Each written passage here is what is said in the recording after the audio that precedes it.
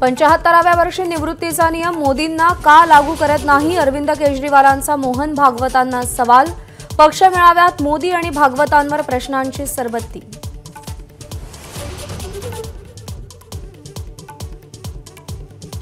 निवडणुका नकोत म्हणून दंगली घडवण्याचा सरकारचा प्रयत्न, वडेट्टीवारांचा सत्ताधाऱ्यांवर आरोप।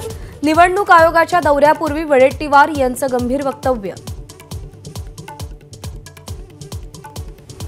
इंदिरा गांधींचा आदर्श घेऊन सरकारने निवडणुका घ्यायला हव्यात, खासदार संजय राऊतांचं आव्हान।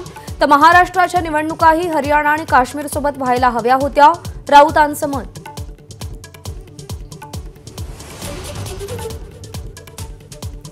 चोवीस तास शिल्लक असताना सिनेट निवडणूक रद्द करणाऱ्यांना कोर्टाची चपराक, राऊतांचा हल्लाबोल।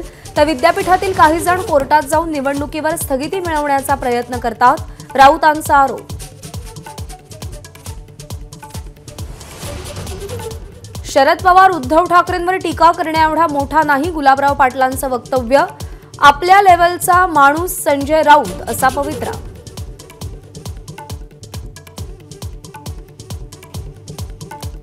महाराष्ट्रात भाजपचं नामोनिशाण राहणार नाही, माजी राज्यपाल सत्यपाल मलिक यांचा दावा। उद्धव ठाकरेंची मातोश्रीवर जाऊन मलिकांनी भेट घेतली।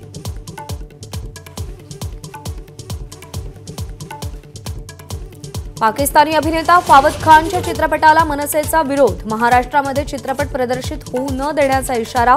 तर इतर राज्यांनाही चित्रपट प्रदर्शित न करू देण्याचं आवाहन। जरांगेंच्या समर्थनासाठी मराठवाड्यात जालना आणि परभणीमध्ये कडकडीत बंद, पुण्यामध्ये मात्र बंदचा परिणाम नाही। पुण्यातून आलेल्या मराठा आंदोलकांचं शिष्टमंडळ थोड्याच वेळात मुख्यमंत्र्यांची भेट घेणार, जरांगे पाटलांच्या आंदोलनाची दखल घेण्याची मागणी।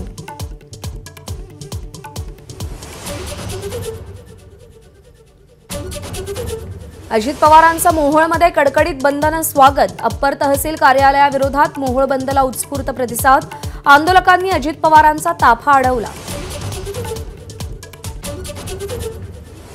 अनुरा दिसानायके श्रीलंकेचे नवे अध्यक्ष होण्याची शक्यता, मतमोजणीमध्ये विद्यमान राष्ट्राध्यक्ष विक्रमसिंघे यांच्यावरती आघाडी घेतली।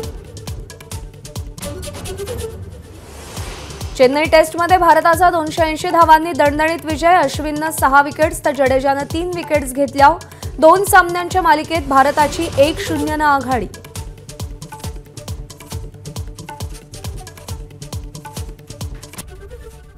एबीपी माझा, उघडा डोळे बघा नीट।